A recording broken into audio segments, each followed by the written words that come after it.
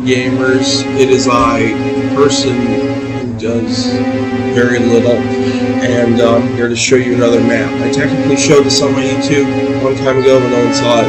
That's fine.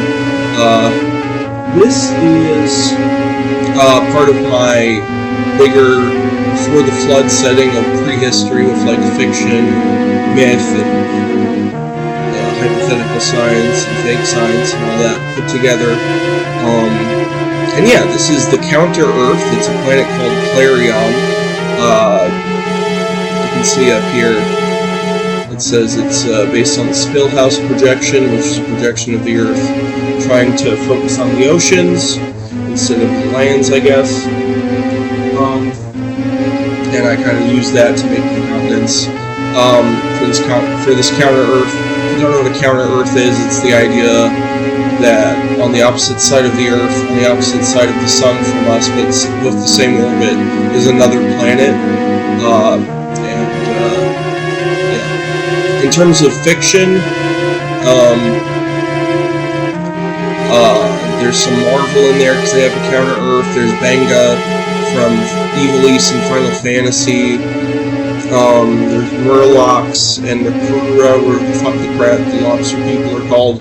I don't care about World of Warcraft, I just like Murlocs. And there's a lot of pseudoscience weirdo shit melded into it, but this is basically my attempt to make a very weird, very non-Eurocentric survival horror sort of theme setting on an alien planet where humans are relative newcomers and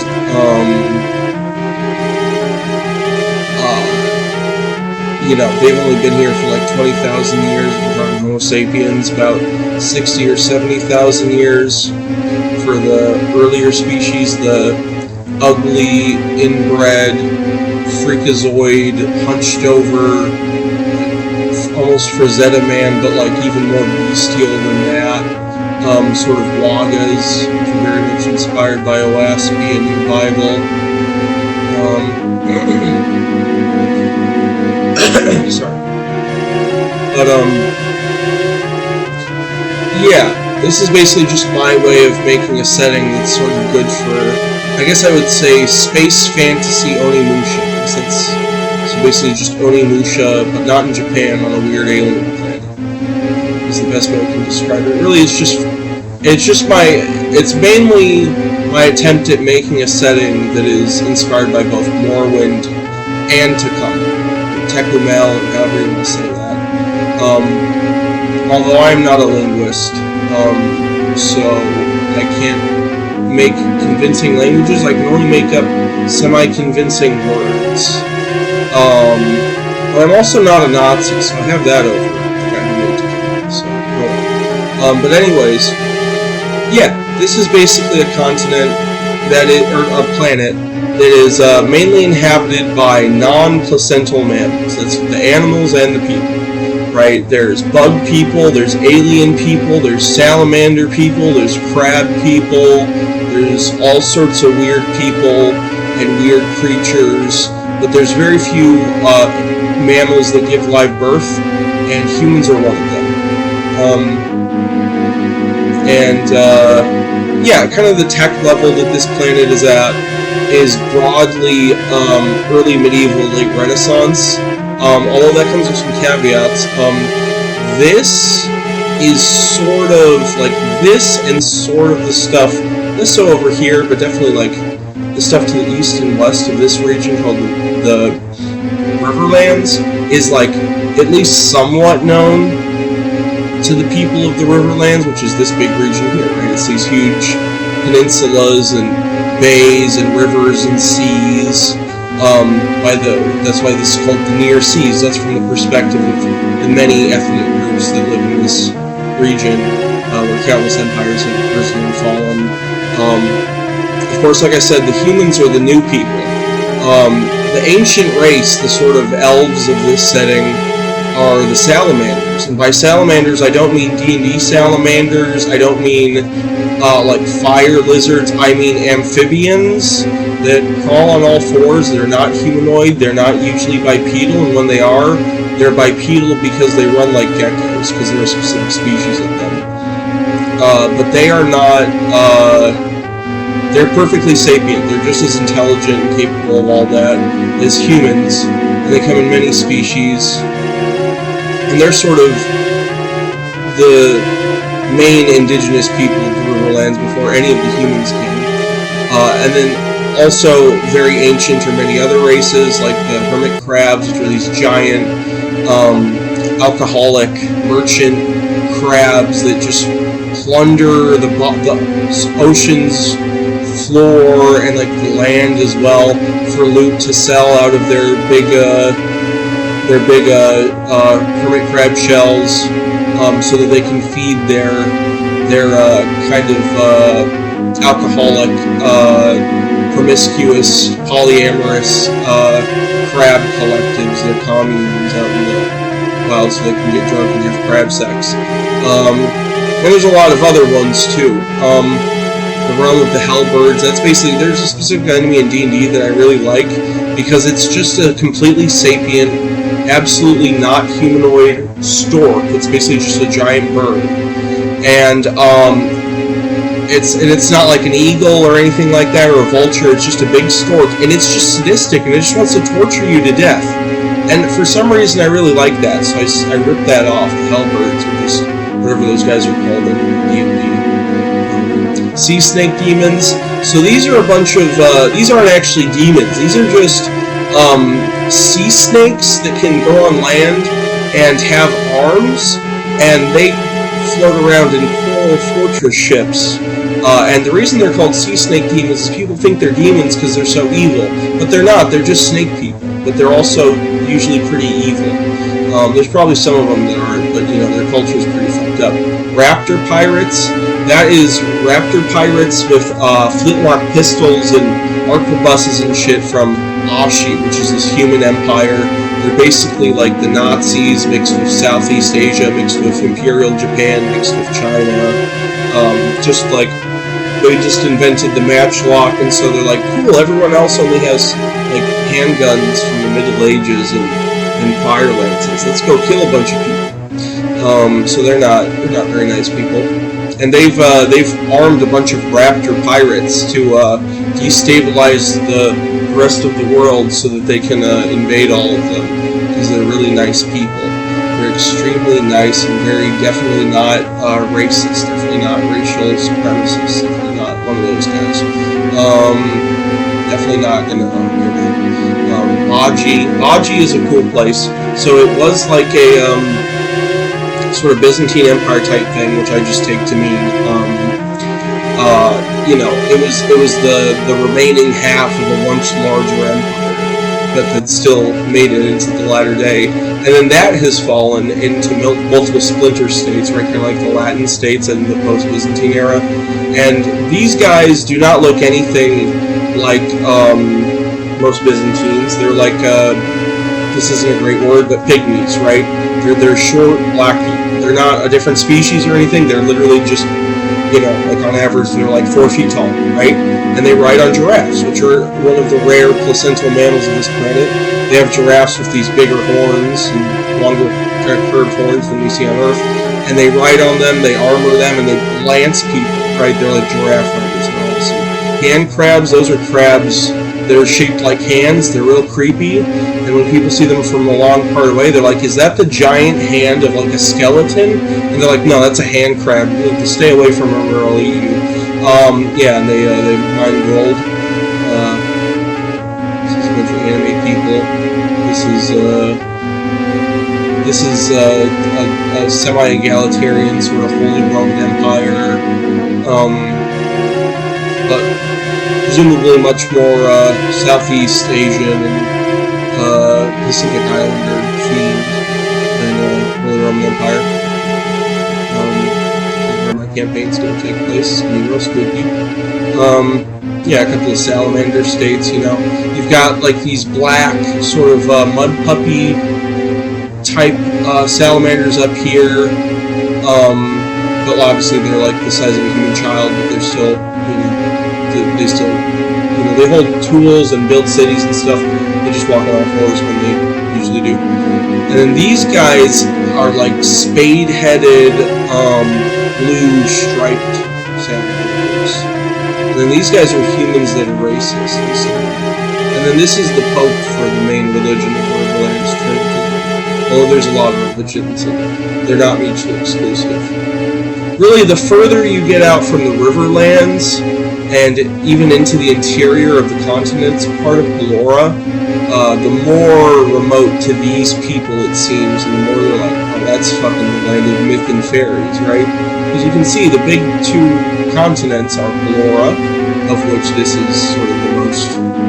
I mean, this too, but to a lesser extent, this is much more diverse and much more... You know, there's a lot more of it. Not that these people didn't have their own thing, obviously. And then Atli, right, is the other big continent. Riverlanders just kind of think, oh, that's just like a big island.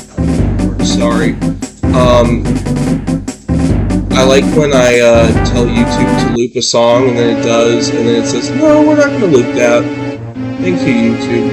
Anyways, yeah, this is music from Four Swords Adventure. You should play it. It's a good Zelda game.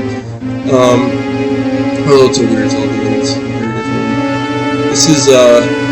This is the ancient salamander version of the Library of Alexandria, except instead of gradually being abandoned and having most of the stuff taken out of it by the time it had its famous fire, the Salamanders they didn't accidentally, they did some evil shit and turned people into fishmen, like humans into fishmen. And so like, what are these weird monkey things? Why are they here? Why are they ugly? They're even uglier than the other ones that came earlier. Those guys are hideous. And so they tortured them and did inhumane experiments and turned them into horrible, cannibalistic, pain-riddled fishmen. And the fishmen took over the academy once it sank beneath the waves. Because this whole land here is the remains of a continent called the Great Land that probably has risen from many times. A lot of weird shit, you know. Like, Ongar, another, from Final Fantasy Evilise. I just really like them. I have played Final Fantasy 12, like, for 2 minutes.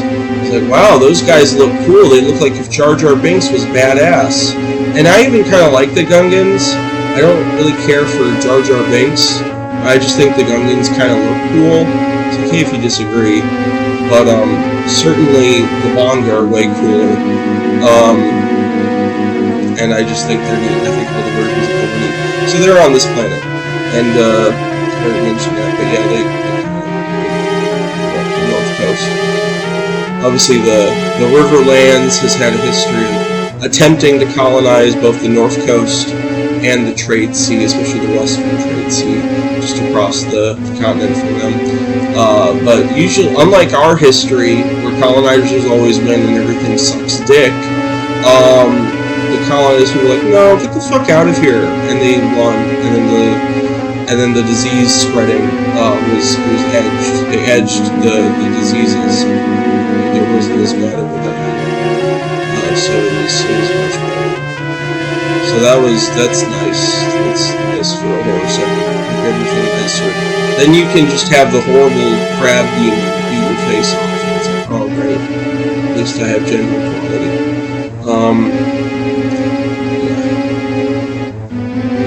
Yeah. It took a hell of a long time making this. This is the Marvel stuff.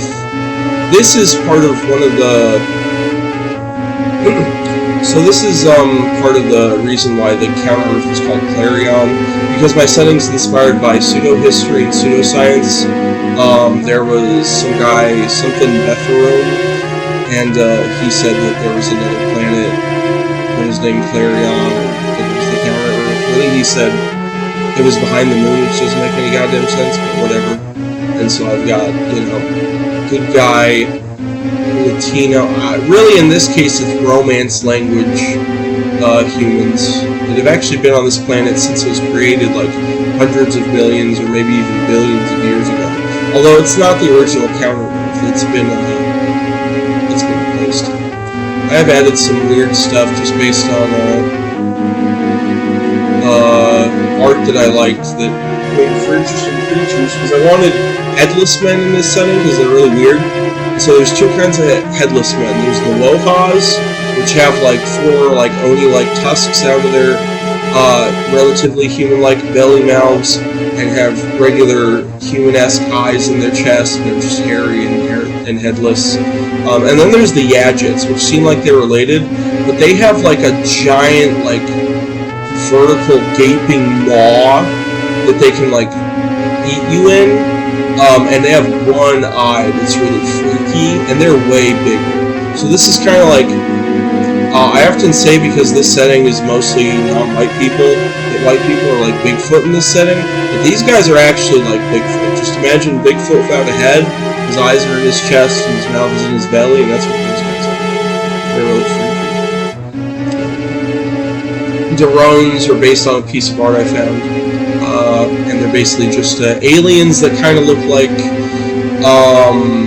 robber flies, but they're not. They're weird.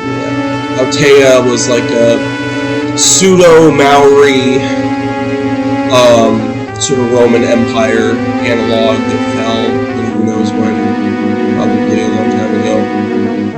There's more stuff over here. I named I named an evil eel god, hideous with a human face on it, after one of my dead grandmothers. She deserves it, it's okay. This is like Afghan Mosi kingdoms, Nan Madal Pompeians riding gigantic moas, like Central Asian and swamps. So that's pretty cool. This is named after, there was a crackhead named Carlos who comes around where I live. He's homeless. And he one time was trying to tell me that voodoo is a language. It's not. It's a West African religion. And he was trying to tell me that in voodoo, the language, there's a word, Hakapupuluku. And he was trying to explain to me what it meant, and I couldn't comprehend anything that he was saying. It was somewhat funny. It was also kind of scary. I was kind of worried that he was going to tear my throat out with his teeth. But yeah, that was yeah. I'm trying to think if there's anything more I should show you. Just a quick overview of these islands. This is like these two here are the Eastern Trade Sea, because the arrows you see, that's the prevailing wind. And the people of this place, they've circumnavigated their globe many times for a very long time. It's not even that big a deal to them. Just because the winds make it really easy to go from here, just hug the coasts of whatever land you find, and then head to the Riverlands, right? Although nowadays you want to be careful not to land in Aashi, because then they'll torture you to death, probably. Yeah, this is like a Mayan sea trader, sort of naval power, so they're a military naval power. They also have a lot of mercantile ability, right? They make a lot of money from banking or farming, or some kind of resource or some kind of service that they are really good at providing for other people, just because of infrastructure, probably. Palora, this is named after one of the Xbox hackers, and it has like a bunch of a Confederate Republic of people who consider giant water bugs called skitterbugs their ancestors, like spiritually, and all the other proponents are like, yeah, we killed all of our skitterbugs, or we like sold them to Riverlanders because they like them for meat and also to ride on them, even though they're not domesticated animals, you shouldn't ride on them, and it's bad for them. And the Numaji are like, we are the only ones with skitterbugs, and if you take our skitterbugs, we will kill you and put your spine on a stick. And I think they're incredibly based for that. I think they're right for that, unironically. And here's a crater named Paggy. I don't know why it's called Paggy. I'm guessing there's something. I don't know. Yeah, there used to be, so there's 2 moons of this planet, which is something stupid that I didn't mention earlier that's incredibly important. There's 2 moons to the land of Clarion, that makes it so freaky. One of them is the yellow artificial moon of the High Evolutionary, who's a guy from the 20th century of Oxford who has played God of Genetics like Dr. Moreau. The other one is a living moon called Hyperion. Hyperion is a giant ball of meat and flesh, and he is alive. And he has no organs but a mouth that goes nowhere, and long, giant, hideous, long, crooked, yellow teeth that are the size of countries. And he just screams silently into the void of space because of the burning and the burning flesh of being out in space. And he's just done that, as far as people can tell, forever.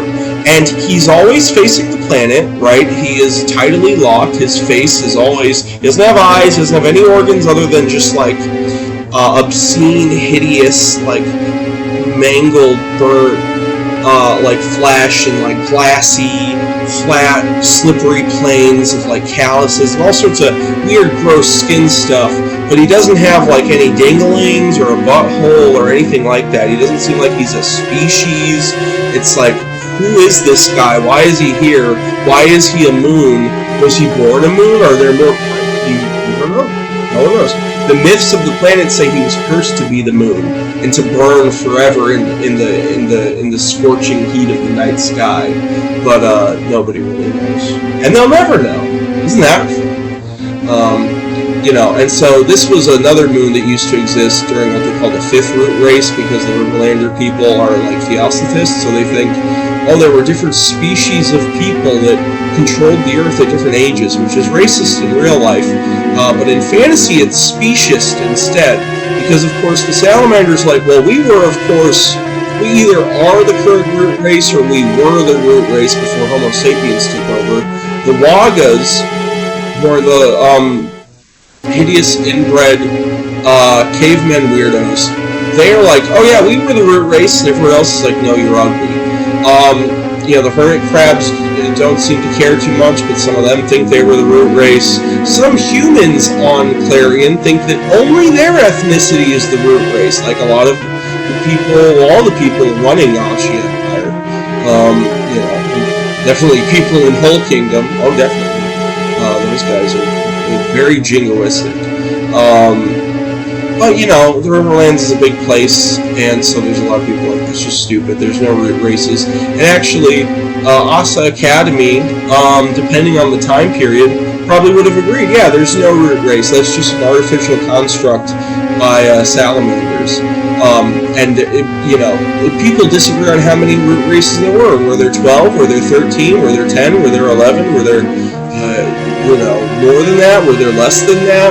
Were there 5? So when it says white moon of the 5th root race, this is not referring to a specific time period. People just know there was a white moon, it crashed here, it made Paggy crater, and they're like, okay, when did that happen? 5th root race. Source? Oh, maybe there was a source, but it's gone now. So yeah, that's really it, I guess. Hope you have a good day.